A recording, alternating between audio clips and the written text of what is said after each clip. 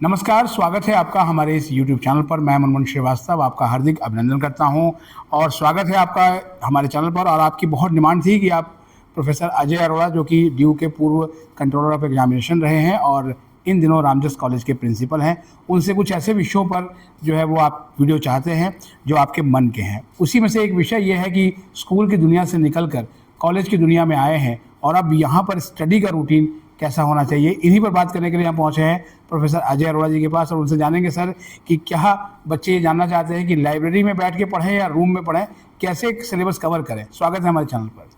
धन्यवाद मुन्नी जी।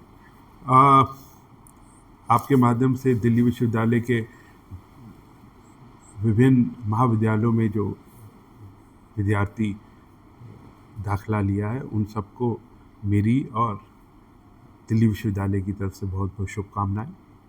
और उनका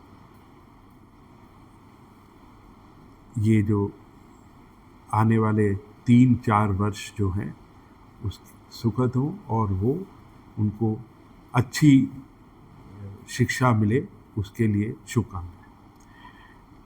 जब एक विद्यार्थी एक स्कूल से निकलकर दिल्ली विश्वविद्यालय के किसी महाविद्यालय या दिल्ली विश्वविद्यालय में आता है तो उसमें एक मेजर चेंजेस होती हैं।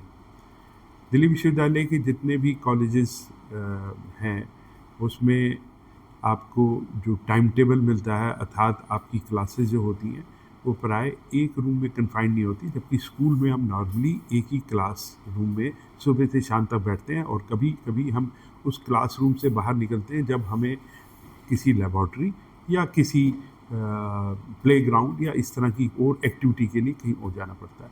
बट महाविद्यालयों में हमें प्राय दूसरी जगह पे क्लासें लगती हैं। और क्योंकि हमारा जो ये सिस्टम है NEP 2020 के तहत UGCF 2022, वो तो इतना फ्लेक्सिबल है और इतनी वैरायटी है कि आपको सैक वैक और AEC के लिए कभी कभी अपने कॉलेज से बाहर भी जाने की आवश्यकता पड़ सकती है अगर आपने ऐसे सैक वैक और AEC लिए हैं जो आपके महाविद्यालय में नहीं है।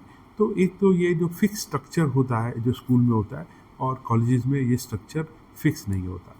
तो मुझे लगता है कि ये चीज़ें भी अभी तक आप लोगों ने सीख ली होंगी और उन बच्चों ने भी अभी तक ये चीज़ें अडॉप्ट कर ली होंगी जिनका मॉपअप स्पेशल राउंड में एडमिशन हुआ। तो एक तो ये स्ट्रक्चर को आप समझ लीजिए कि आपको पता होना चाहिए कि मेरा टाइम टेबल और मेरी क्लासरूम, और कभी कभी इस क्लासरूम का जो स्ट्रक्चर है वो आपके महाविद्यालय के बाहर भी हो सकता है। जब हम यहाँ आते हैं तो स्कूल में जो पढ़ाइयाँ होती हैं वो मैंने जैसे बताया कि फिक्स होती है। सुबह अगर कॉलेज स्कूल आपका 7 बजे लगा, 7 बजे से 1 बजे तक है, ये फिक्स स्ट्रक्चर होता है। यहाँ पे कभी कभी आपकी क्लास सुबह 9 बजे भी लग सकती है और कभी कभी क्लास आपकी दोपहर को भी शुरू हो सकती है। एक चीज़ जो प्राय स्टूडेंट थोड़ा सा पूछते भी हैं और कभी कभी उनको ये चीज़ समझ आने में थोड़ा टाइम लग जाता है कि विश्वविद्यालय और महाविद्यालयों में जो क्लासरूम के बियॉन्ड हमारी एजुकेशन क्या है या हमारी पढ़ाई के लिए वो किस तरह से वो स्ट्रक्चर, इंफ्रास्ट्रक्चर और चीज़ें उसमें कंट्रीब्यूट करती हैं। हर महाविद्यालय में, मैं ये कह सकता हूँ दिल्ली विश्वविद्यालय के हर महाविद्यालय में बहुत बढ़िया लाइब्रेरी है जिसमें प्राय इंटरनेट की सुविधा और प्लेटफॉर्म अर्थात आप ऑनलाइन किताबें और जर्नल आज के दिन में सब एक जगह पे प्राप्त कर सकते हैं। और बैठने के लिए प्राय स्थान एयर कंडीशन भी होता है। तो सबसे बड़ी एडवांटेज भी है कि आप एक ऐसी जगह बैठ सकते हैं और अपनी पढ़ाई ऑनलाइन मोड पे या फिज़िकल रूप में भी किताबें, सारी जितनी लाइब्रेरीज़ हैं महाविद्यालय की और इनफैक्ट यूनिवर्सिटी की, वो इतनी बढ़िया है कि आपको हर विषय पे बहुत सारी किताबें, लेटेस्ट और पुरानी सब तरह की किताबें मिलेंगी जो अगर आप कोशिश करें तो अब कोई भी विद्यार्थी अपने लिए वो सारी किताबें एक प्लेटफॉर्म या एक छत के अंदर नहीं प्राप्त कर पाएगा, जबकि वो लाइब्रेरी में वो फैसिलिटी अवेलेबल होती है। अब दिवाली की छुट्टियों के बाद मुझे लगता है इस बार तो प्राय सर्दी भी ठंडी जल्दी शुरू हो गई है, तो एक सिरहन सी आ जाती है कि अब एग्ज़ाम भी आपके पास में है। मैं डरा नहीं रहा, सिर्फ आपको बता रहा हूँ कि इसका मतलब है कि अब मुझे अपनी पढ़ाई सिर्फ क्लासरूम के बियॉन्ड अपने एग्ज़ाम के लिए भी अपनी प्रिपरेशन शुरू करनी है। अब अगर आप शुरुआत से ही पढ़ना शुरू कर देंगे तो एंड में जिसे हम एग्ज़ाम का फीवर या एग्ज़ाम का प्रेशर कहते हैं वो प्राय नहीं होता, अगर होता भी है तो वो बहुत कम होता है। लेकिन जब भी जागे तभी सवेरा, अगर अभी भी आप शुरू करें, आप कहीं लेट नहीं है, आप बिल्कुल मत घबराइए। जो सिलेबस है जो आप पढ़ चुके हैं या जिन्होंने देर से भी शुरू किया वो भी एक्स्ट्रा क्लासेस लेके और अपने टीचरों से मिलके वो गैप को कम कर सकते हैं और वो पढ़ सकते हैं और वो सारी चीज़ें अपने क्लासमेट से भी उसके नोट्स वगैरह सब ले सकते हैं। अब प्रिपरेशन ऑफ एग्ज़ाम, देखिए मैं प्रिपरेशन ऑफ एग्ज़ाम के लिए कोई आपको ऐसा सेट फार्मूला या कोई ऐसी दवाई दे दूं कि आप वो पी लीजिए या फार्मूला रख लीजिए और आप सफल हो जाएंगे, नहीं। वो फार्मूला भी आपका है, उस इम्प्लीमेंटेशन भी आपने करना है, वो आप ही का अपना पोटेंशियल है और आप सभी विद्यार्थी उसको समझ के अपनी सुविधा अपने पोटेंशियल के हिसाब से इम्प्लीमेंट कर सकते हैं। और ये चीज़ भी मैं कहना चाहूँगा कि हर महाविद्यालय और हर विद्यार्थी में ये इतना पोटेंशियल होता है कि अगर वो सही ढंग से और सही तरीके से करेगा तो वो दिल्ली विश्वविद्यालय का अपने विषय में टॉपर भी बन सकता है। ऐसा नहीं होता कि जो टॉपर होते हैं वो स्कूल में जो टॉपर था वही बच्चे टॉप करते हैं विश्वविद्यालय में, ऐसा नहीं होता। किसी भी वक्त में कोई भी व्यक्ति आगे आके रेस में आगे आ सकता है। ये आपका अथक परिश्रम है और आपकी समझ है जो आपको कभी भी किसी भी, सिर्फ पढ़ाई में नहीं, कभी भी ज़िंदगी में किसी भी परीक्षा में आपको आगे ला सकता है। अब हम मेन क्वेश्चन पे आते हैं, हम पढ़ाई एग्ज़ाम की तैयारी करें कैसे। एग्ज़ाम की तैयारी करने के लिए सबसे आवश्यकता होती है हमारा मन और दिमाग आपस में संतुलित रहें।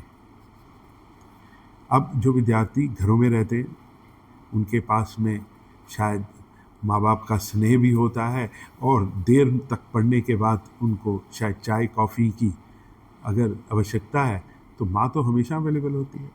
लेकिन कभी कभी ऐसे विद्यार्थी भी हैं जो कि अपने माँ बाप से दूर दिल्ली प्रदेश में हैं और वो या तो हॉस्टल में या वो किसी पीजीज़ में या कहीं खुद भी आजकल बच्चे अपने भी किराए के मकान लेके रहते हैं।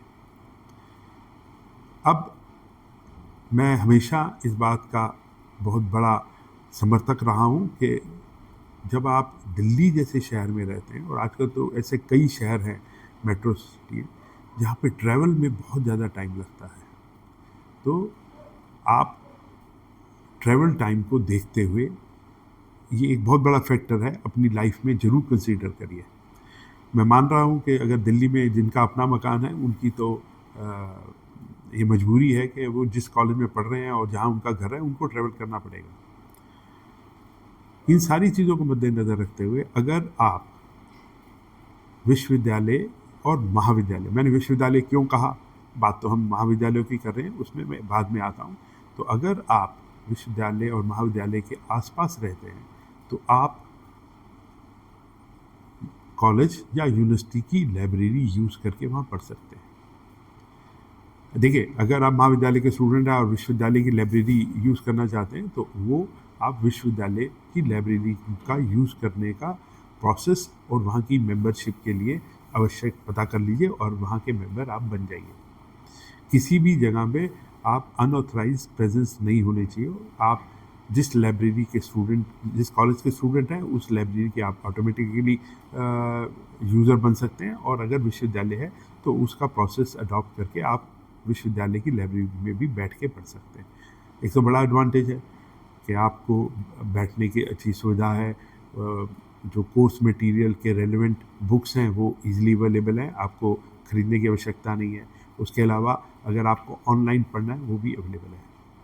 कभी कभी ऐसा भी होता है, विद्यार्थी जो दिल्ली में रहते हैं वो उनका घर ऐसा हो सकता है कि उनको वहाँ बैठने की ऐसी सुविधा ना हो या ऐसा कोना ना मिले कि वो वहाँ पे बैठ के पढ़ सकें।